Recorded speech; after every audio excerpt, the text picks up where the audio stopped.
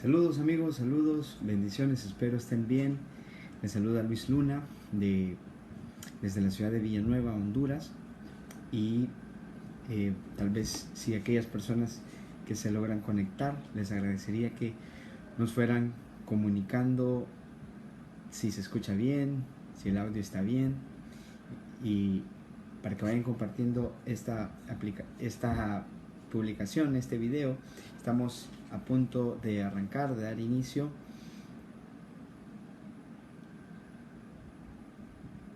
Saludos a las personas que están recién conectándose. Les invito a que podamos darle compartir a esta transmisión para que más personas puedan integrarse. Saludos a todos, bendiciones, saludos, gracias, saludos Jairo, espero estés bien. Saludos a todas las personas que se están sintonizando. Quiero invitarles a que puedan compartir esta publicación. Estamos a punto de arrancar en unos breves minutos. Vamos a dar inicio. Saludos, gracias por conectarse. Estamos aquí transmitiendo en vivo desde la bella ciudad de Villanueva, la ciudad que endulza Honduras y viste al mundo.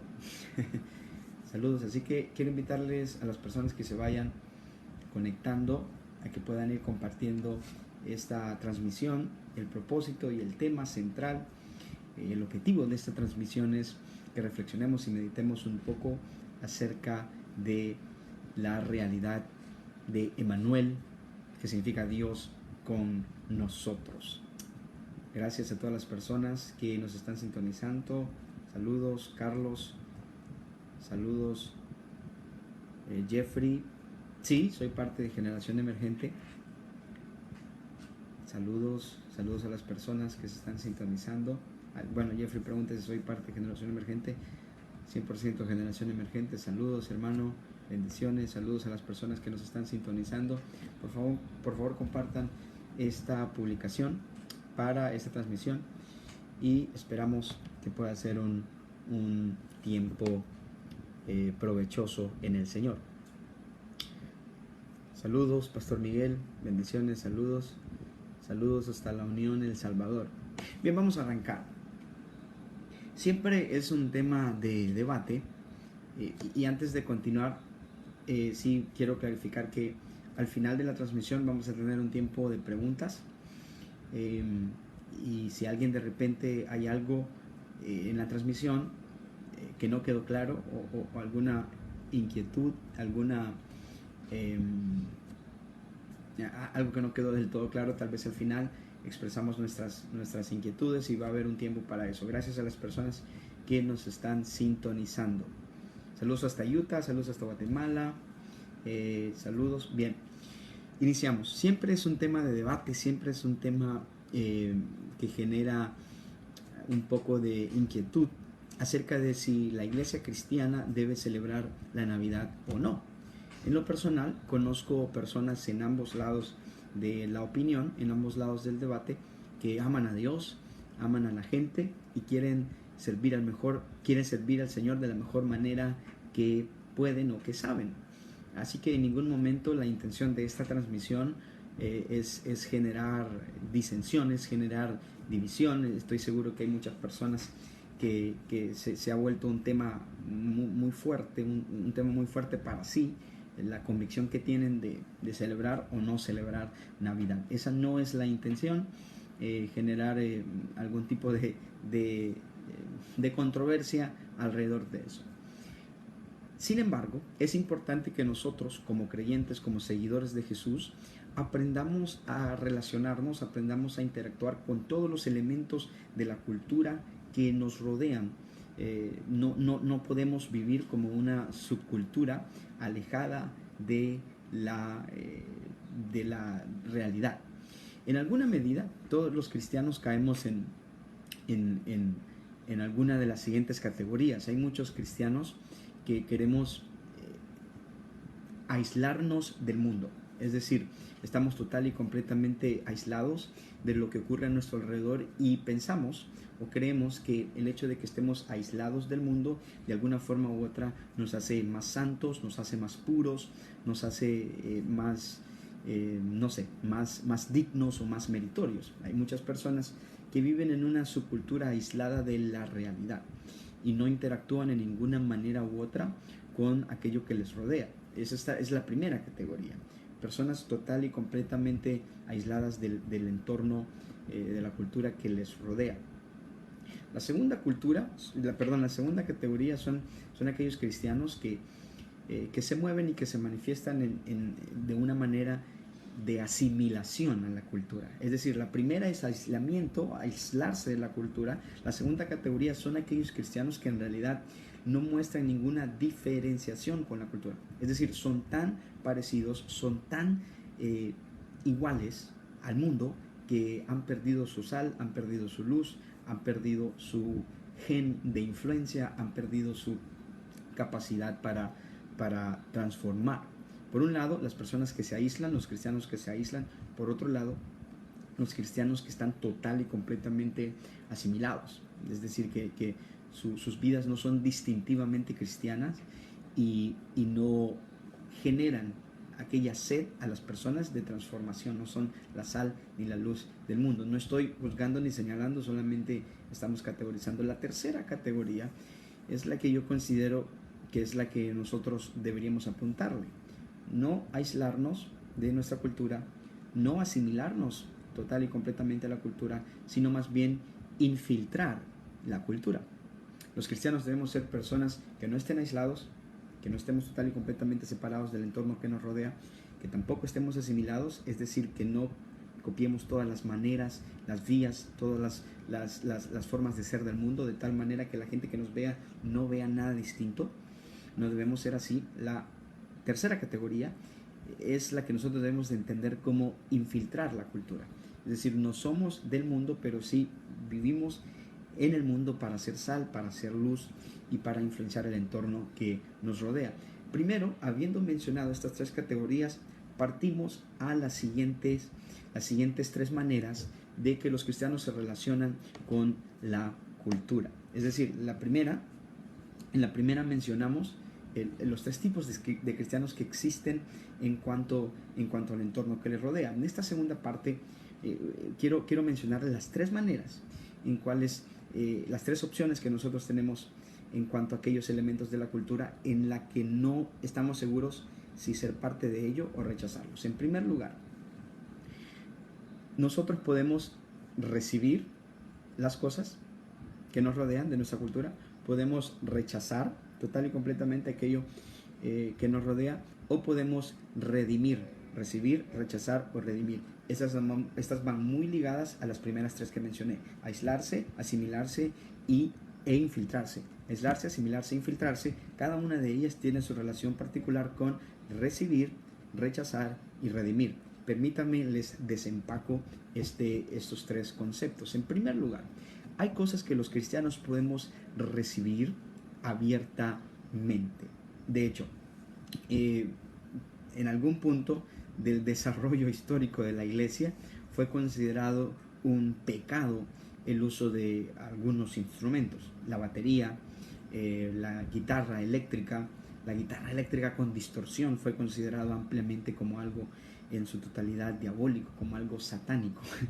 Sin embargo, con el pasar del tiempo la iglesia fue evolucionando su forma de pensar, y los instrumentos musicales son elementos que en la actualidad nosotros los hemos recibido abiertamente. Es una bendición ser dirigido en la alabanza, es una bendición ser liderado en alabanza de oración dirigido por personas que ejecuten de una manera de una buena manera sus instrumentos. Eso añade riqueza a la liturgia de nuestros servicios y sin duda alguna nosotros podemos recibirlo abiertamente. Hay muchos elementos de la cultura que podemos recibirlo nosotros. Por ejemplo, el uso de la tecnología, ¿sí? Los teléfonos, las computadoras no fueron diseñadas y creadas originalmente por cristianos. Es decir, Steve Jobs, el creador de la Apple, no era seguidor de Jesús. De hecho, era budista,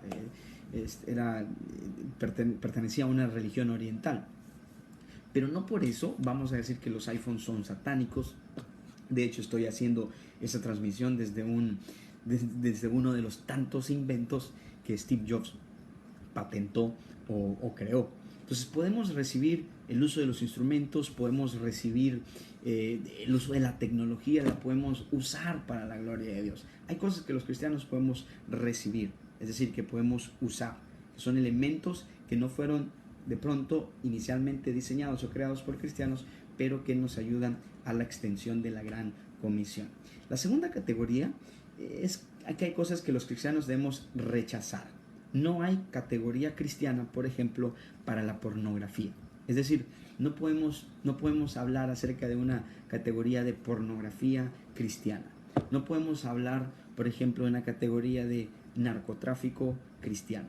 No podemos hablar, por ejemplo, de una categoría de terrorismo cristiano. Es decir, hay cosas que total y abiertamente debemos rechazar. No hay absolutamente nada de Dios en ello, no hay absolutamente ninguna forma en que eso pueda ser usado y debemos totalmente rechazarla. La primera, hay cosas que podemos recibir, hay cosas que debemos de rechazar. La tercera categoría es que hay cosas que francamente nosotros podemos redimir. Es decir, hay elementos que no fueron creados inicialmente con el fin de glorificar a Dios. Sin embargo, los cristianos podemos usar eso para traer una mayor gloria al Señor. Ejemplo, en el segundo gran avivamiento, en las 13 colonias que componían los Estados Unidos alrededor del siglo XVIII, el segundo gran avivamiento, y dos de los hombres que fueron catalizadores de este segundo gran avivamiento fueron John Wesley y Jorge Whitefield, dos tremendos predicadores británicos que continuamente viajaban a las 13 colonias originales para ser heraldos del mensaje del Evangelio. En vista de que Jorge Whitefield predicaba al aire libre, todo el asunto litúrgico en las iglesias cambió. Y antes de las predicaciones al aire libre, la manera en cómo se dirigía la música era por medio de himnarios. Sin embargo, el segundo gran avivamiento, afirman algunos historiadores eclesiásticos, trajo consigo la introducción del piano, del órgano, a la música, a la liturgia que se desarrollaba en aquel entonces. Lo curioso de esto es que la melodía que se le añadía a los himnos eran melodías sonadas en los bares y en las tabernas en donde se vendía alcohol.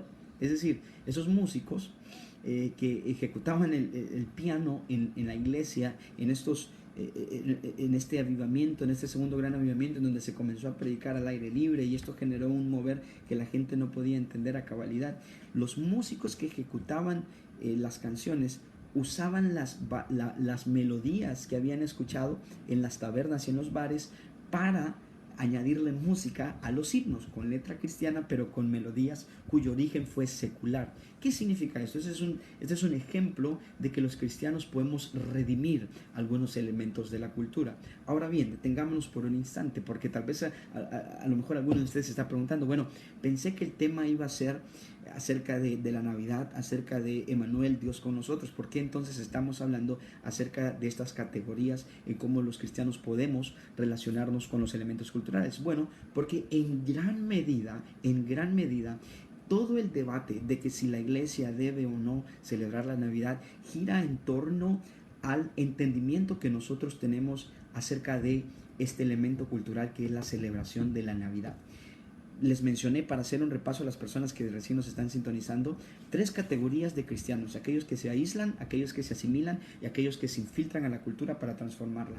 La segunda manera de relacionarse, la segunda categoría en cuanto a la relación con los elementos culturales es respectiva con cada una de las primeras que mencioné. Podemos recibir elementos culturales, podemos rechazar elementos culturales o podemos redimir.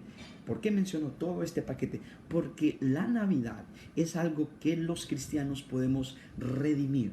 Es decir, si bien es cierto, hagamos para hacer un abordaje histórico, si bien es cierto, la Navidad sí tuvo inicios y orígenes paganos. Pero voy a explicar esto de una mejor manera. El 25 de diciembre fue una fecha que eligió el Imperio Romano para realizar una festividad pagana que estaba asociada con algunas religiones misteriosas. Ahora bien, los paganos celebraban a diversas deidades el 25 de diciembre. Sin embargo, y esto es lo que es importante mencionar, sin embargo, la iglesia primitiva lo que hacía era que comenzaron a hacer una celebración paralela a las celebraciones paganas que realizaban los romanos. En otras palabras, los cristianos decían, ok, los romanos están celebrando a sus dioses, a sus deidades el 25 de diciembre, nosotros no vamos a ser partícipe de esas celebraciones y lo que vamos a hacer es que vamos a crear nuestra celebración paralela. Es decir, vamos a crear una celebración al Señor para no ser parte de la celebración pagana de los romanos. Y los cristianos pensaron y reflexionaron, ¿cuál era la realidad tan importante que merecía que fuese conmemorado un 25 de diciembre? Y a la luz de eso, la iglesia primitiva eligió celebrar en el calendario del 25 de diciembre la Navidad, la encarnación de Cristo Jesús. Aclaremos algo acá. Es cierto que Jesús no nació un 25 de diciembre. Muchos pueden estar pensando eso. Cristo no nació un 25 de diciembre. Algunos, de hecho, no hay ningún ejemplo, no hay ninguna evidencia en todo el Nuevo Testamento que nos afirme que Cristo en realidad nació un 25 de diciembre.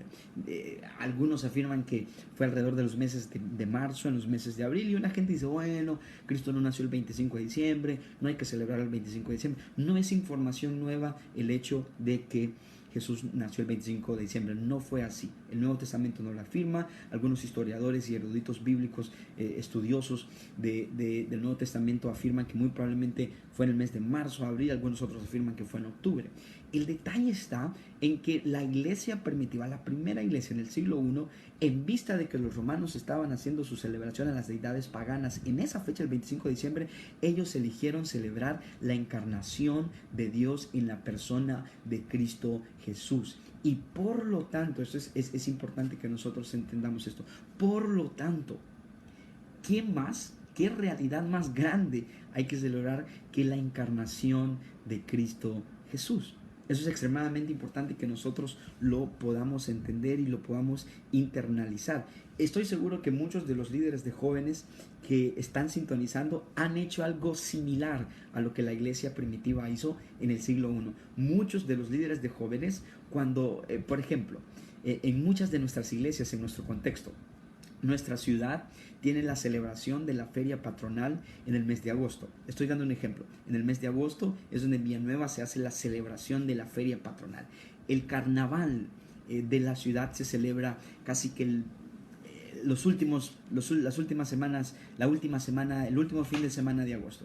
Muchas iglesias lo que hacen es que realizan eventos paralelos para animar a los jóvenes a que en lugar de irse al carnaval estén en la iglesia. Hay muchas iglesias que hacen vigilias en el día del carnaval, hay muchas iglesias que hacen congresos en el día del carnaval, hay muchas iglesias que hacen eventos especiales para que sus jóvenes no asistan a los carnavales que están haciéndose en nuestra ciudad. Ahora, yo sé que esto no es una estrategia nueva para muchos de los que están sintonizándonos. ¿Por qué estoy mencionando esto?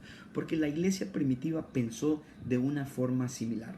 Los romanos paganos celebran a sus deidades ocultas el 25 de diciembre. Ellos decidieron no ser parte de estas celebraciones y los registros históricos indican que eligieron esa fecha para comenzar a celebrar la encarnación de Cristo Jesús. Si bien es cierto, puede haber muchísima controversia en torno a si celebrar o no la Navidad, yo considero que es sabio, es prudente que nosotros pensemos y que nosotros veamos y tengamos la perspectiva de redimir esta fecha, así como lo hizo la iglesia primitiva, con el fin de dar a conocer a los demás la realidad de la encarnación de Cristo Jesús. Ahora bien, ¿por qué mencionamos entonces el tema de Dios con nosotros? Porque La Navidad, la centralidad de la Navidad es la encarnación de Cristo. Y hay una promesa que aparece en el libro del profeta Isaías, en el capítulo 7, en el versículo 14, la cual dice así, se las quiero leer: por tanto, el Señor mismo os dará una señal. He aquí, una virgen concebirá y dará luz a un hijo, y le pondrá por nombre Emmanuel, que significa Dios con nosotros. La realidad de la Navidad significa que Dios ha venido a habitar entre nosotros, que Dios se ha hecho hombre y caminó entre nosotros. Me fascina una traducción de un pastor que de hecho ya murió. Él se llama Eugene Peterson. Eugene Peterson acaba de fallecer algunas semanas atrás, y en una de sus traducciones, de hecho es una de las traducciones más populares en el idioma inglés, la traducción se llama The Message. Eugene Peterson traduce Juan capítulo 1 en la versión de The Message, el texto de Juan capítulo 1, que dice que el verbo se hizo carne. Eugene Peterson lo traduce de la siguiente manera: y Dios vino a mudarse al vecindario. Es decir, Jesús vino a vivir al vecindario. La encarnación es eso. Generación emergente, iglesia, jóvenes, todas las personas que nos están sintonizando, la encarnación es la realidad de que Dios no es un ser lejano. Dios no es una deidad que está muy lejos. Dios en Cristo Jesús se ha encarnado de tal manera que Él se ha mudado al vecindario. Dios en Cristo Jesús ha hecho su tabernáculo. Dios en Cristo Jesús ha plantado su tienda cerca de nosotros. Él ha caminado con nosotros. Él ha venido a habitar con nosotros. Esa es la realidad de Emmanuel. Esa es la realidad del hecho de que Dios está con nosotros. Ese es el verdadero significado de la Navidad. El hecho, la realidad de que Dios no está lejos. Todas las demás religiones en realidad son un reciclaje de salvación por obras. Todas las religiones son un reciclaje de la salvación por obras. Es decir, budismo, confucianismo, taoísmo, cualquier ismo es en realidad el resumen de cualquier ismo es de que si haces A, si haces B, si haces C, entonces verás a Dios, entonces llegarás a Dios. Todos para llegar al nirvana, para llegar a una especie de éxtasis trascendental, para llegar a lo que todas estas religiones definen como salvación o un estado supremo, hay que hacer A, B y C y toda esta serie, toda esta lista de cosas. El Evangelio de Cristo Jesús es radicalmente distinto. De hecho, muchas personas le han dicho no al evangelio, le han dicho no a la predicación del cristianismo, porque en realidad lo que han escuchado no ha sido el evangelio, sino que ha sido otro tipo de religión reciclada. El mensaje del evangelio es radicalmente diferente, en el sentido de que el mensaje del evangelio no es tú tienes que hacer A, B y C para llegar a Dios. El mensaje del evangelio es Dios ha descendido a la tierra y nos ha encontrado a nosotros en nuestro pecado para salvarnos, de tal manera que como ahora nosotros hemos sido rescatados, podemos hacer A, B y C. El Evangelio está por todas partes de la Biblia. El Evangelio está en Éxodo, por ejemplo, cuando Dios libra al pueblo de Israel de la esclavitud de Egipto. Y notemos que Dios primero libra, Dios liberta, Dios rescata a su pueblo y después le da la ley en el monte Sinaí. Noten qué curioso es eso. Dios primero libera a su pueblo y una vez que lo ha liberado, Él le da la ley para que el pueblo la obedezca. Esa es una figura, ese es un tipo, esa es una sombra del Evangelio. El Señor nos rescata y una vez que nos ha rescatado, nosotros somos libres para obedecerle. Es importante que nosotros entendamos que la centralidad de la Navidad es Emmanuel. Dios ha venido a habitar con nosotros, Dios se ha mudado al vecindario, Dios ha hecho su tabernáculo dentro y cerca de nosotros. Eso es extremadamente importante que nosotros lo podamos entender. Y en qué entornos, en qué contextos, en qué episodios, de qué manera Dios está con nosotros en la persona de Cristo. Es importante que nos aboquemos en este sentido al relato que aparece en el Evangelio según San Lucas. Lucas fue un historiador que escribió 2 libros de la Biblia, Lucas y el libro de Hechos. De hecho, el libro de Hechos es un recuento histórico que tiene muchas características que son propias o que evidencian que provienen de la pluma de un historiador. Él era médico de profesión, era historiador, y el Evangelio de Lucas en lo personal es la biografía de Cristo más detallada.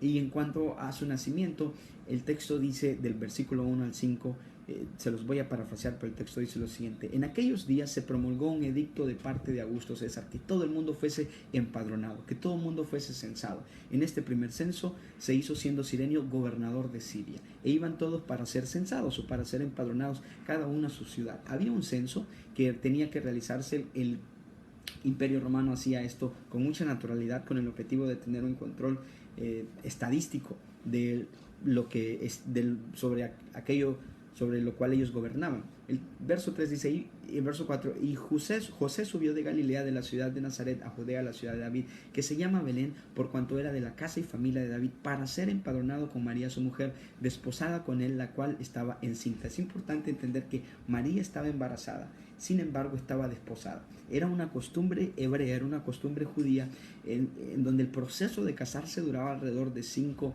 a 6 meses. El hecho de que María estaba desposada significaba que ella estaba en proceso de matrimonio, pero José todavía no había, por así decirlo, tenido intimidad con ella.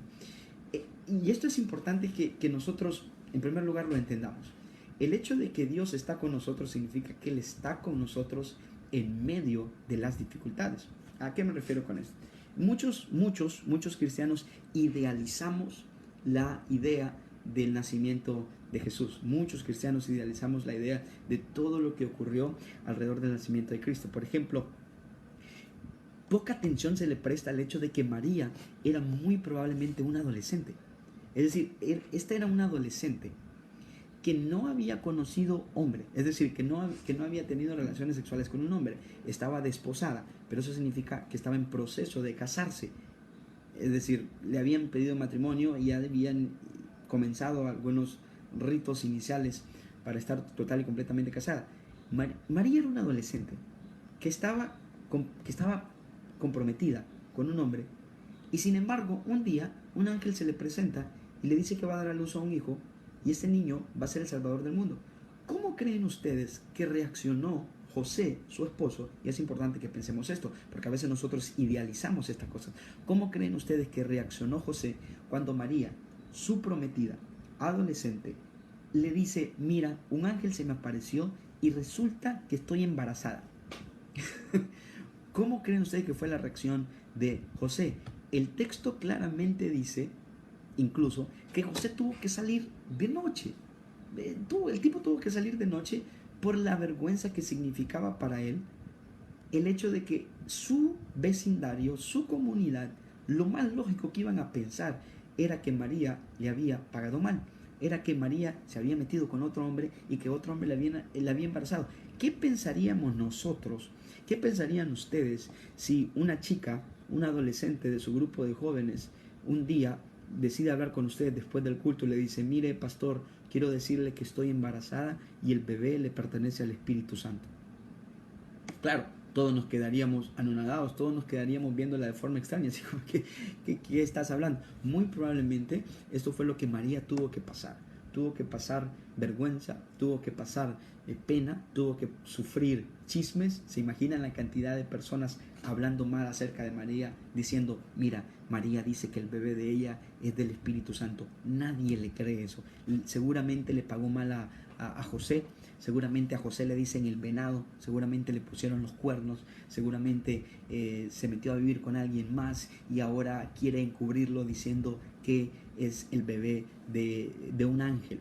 María tuvo que pasar por muchas dificultades, tuvo que pasar por desprecio, tuvo que pasar por desprestigio. Y eso nos recuerda que en ocasiones las promesas de Dios se dan en un entorno de dificultad. Las promesas de Dios en ocasiones se manifiestan y comienzan a darse a luz en un entorno que nosotros no teníamos previsto. Dios con nosotros significa que Él está en medio de las dificultades. Dios con nosotros significa que Él está allí aun cuando las personas te desprestigien. Dios con nosotros, Emmanuel, significa que el Señor está contigo aun cuando todos te señalen. Dios con nosotros significa que el Señor está contigo aun cuando todos los demás lancen ataques a tu testimonio. Emmanuel es el hecho de que Dios está con nosotros en medio de las dificultades. Dios está con nosotros también en medio de lo ordinario, en medio de lo común. El texto menciona claramente que José y María fueron a ser censados. Ahora, no había nada de espiritual en esto, en el sentido de que esta era una diligencia común y corriente.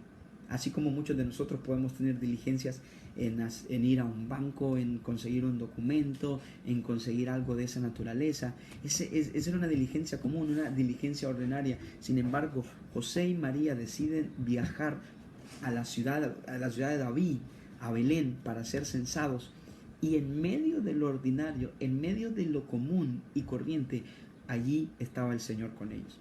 Emmanuel significa que Dios no solamente está con nosotros en la dificultad, sino que Dios está con nosotros en lo común, en lo ordinario, en lo normal de la vida.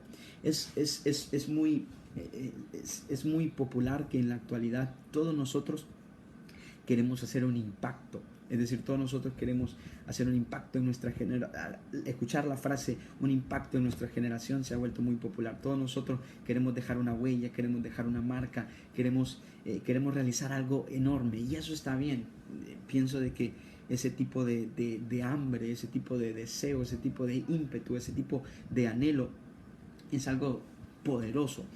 Sin embargo, pocas personas están conscientes de la realidad de que el Espíritu Santo está con nosotros no solamente en aquellos eventos extraordinarios.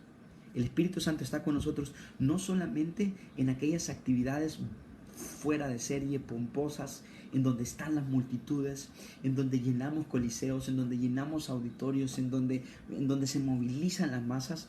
Emmanuel significa que Dios está con nosotros no solamente en el movimiento de las masas, en las multitudes de gente. Dios está con nosotros cuando vamos encima de un burrito camino a nuestra ciudad natal para ser registrados, para ser censados. Dios está con nosotros en lo ordinario, en lo cotidiano, en lo común de la vida. La presencia del Espíritu Santo nos acompaña no solamente cuando estamos al frente de miles de personas, no solamente cuando estamos dirigiendo números enormes en nuestras instituciones, organizaciones, compañías o empleos. Dios está con nosotros cuando salimos de casa. Dios está con nosotros en una conversación con tu cónyuge. Dios está con nosotros cuando tienes que sentarte con tu hijo para regañarlo. Dios está con nosotros cuando sientas hacer cuentas y tus egresos superan a tus ingresos. Dios está con nosotros cuando no tienes para darle comida a tus hijos. Sin embargo, algo fascinante ocurre que después es un testimonio que tú cuentas. Dios está con nosotros cuando vas a hacerte diálisis a la clínica. Dios está con nosotros cuando vas camino a la quimioterapia. Dios está con nosotros cuando todo es extraordinario, pero Dios también está con nosotros en lo ordinario, en lo común, en lo normal de la vida. A veces nosotros pensamos que el camino a la santificación solamente está compuesto por situaciones extraordinarias, y gloria a Dios por eso. Gloria a Dios por las zarzas ardiendo. Gloria a Dios por los mares rojos que se abren. Gloria a Dios por el maná que cae del cielo. Gloria a Dios por eso. Pero también debemos darle gloria a Dios por lo ordinario, lo normal, por el día a día, por la cotidianidad de la vida, por la cotidianidad de lo que ocurre a nuestro alrededor. Dios está con nosotros incluso también en medio del desastre. Es normal que se pongan en algunos contextos lo que se llaman nacimientos, es decir, una figurita de José, María y el niño que nace en un pesebre. Muy probablemente, según afirman algunos historiadores, Jesús no nació exactamente en un pesebre. A lo mejor pudo haber nacido en una cueva, pudo haber nacido en algo muy diferente al concepto que nosotros tenemos de lo que queremos reflejar cuando hacemos los nacimientos. Sin embargo, no había lugar para Jesús. El registro bíblico indica claramente que en todos los hostales no había lugar. La ciudad estaba llena, el pueblito de Belén estaba lleno, todo el mundo había venido de regreso para censarse, estaba de visita, los lugares estaban llenos. Jesús nació fuera del lugar. Jesús nació muy probablemente en un lugar apartado, en un lugar aislado, en un lugar en donde no estaba todo limpio, no estaba todo esterilizado. Muy probablemente habían a su alrededor animales, pudieron haber existido, pudieron haber estado, pudieron haber no estado, pero muy probablemente así ocurrió. En medio del olor a estiércol es donde Jesús nació. En medio del olor a feo es donde Jesús fue dado a luz. Y muchos de los que están sintonizando esto, siento decir esto de parte del Señor, muchos de los que están sintonizando esto, sus vidas es así. Están rodeados de desastres. Desastres en la familia, desastres en tu hogar, desastres tal vez en tu iglesia, desastres en tu comunidad, desastres en tu lugar de trabajo, desastres en tu lugar de estudio. Muchos pueden estar rodeados de desastres. Así como el lugar en donde Jesús nació estaba rodeado de olores fétidos, de estiércol, de bestias. Muchos de nosotros, a lo mejor eso puede como que ser una imagen demasiado grotesca, pero muchos de nosotros podemos estar rodeados de desastres. Sin embargo, en medio del desastre, Dios está con nosotros. En medio de lo desastroso es donde Cristo se manifiesta. En medio de lo inesperado, en lo oculto, en la cueva, rodeado de cosas fétidas. De tu desastre, Cristo puede hacer un milagro. De tu desastre, Cristo puede hacer algo nuevo.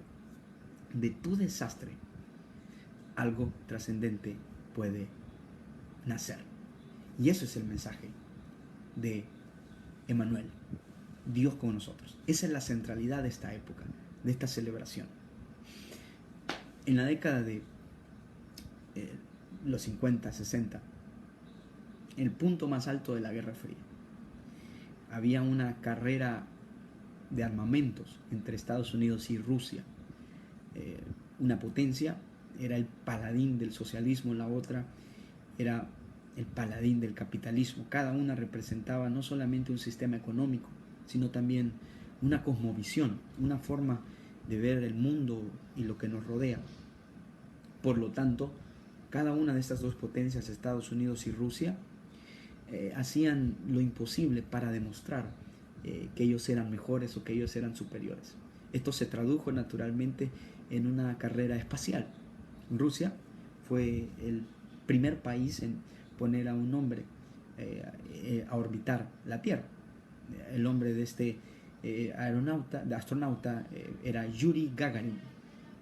Yuri Gagarin fue el primer hombre en orbitar la Tierra. Cuando él regresó de su viaje espacial, el primer ministro ruso, Nikita Khrushchev, realizó una conferencia de prensa y emitió este comunicado. Él dijo: hemos enviado a un ruso al espacio. Y Yuri Gagarin no ha visto a un Dios. Él no ha visto a un Dios. Por lo tanto, Dios no existe. Esa fue la afirmación de Nikita Khrushchev. Una de las personas que estaba viva en aquel entonces era un escritor cristiano llamado C.S. Lewis, escritor de las Crónicas de Narnia, Mero Cristianismo y muchas otras obras más.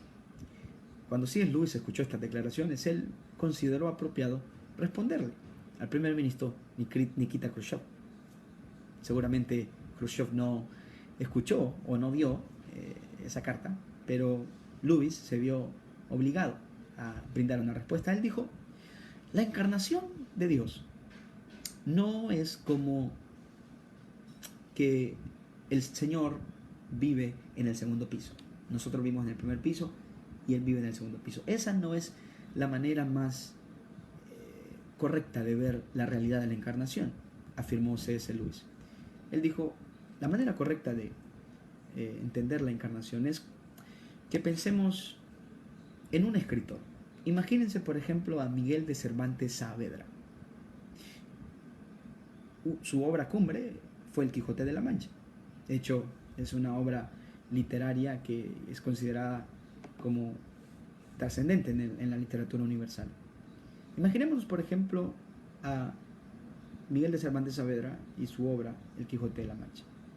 La encarnación es como el hecho de que Cervantes Saavedra es el autor de esta obra del Quijote de la Mancha. Él es el creador de los personajes de Don Quijote, de Sancho, de los molinos, de la doncella. Es el creador de todos los personajes que hay.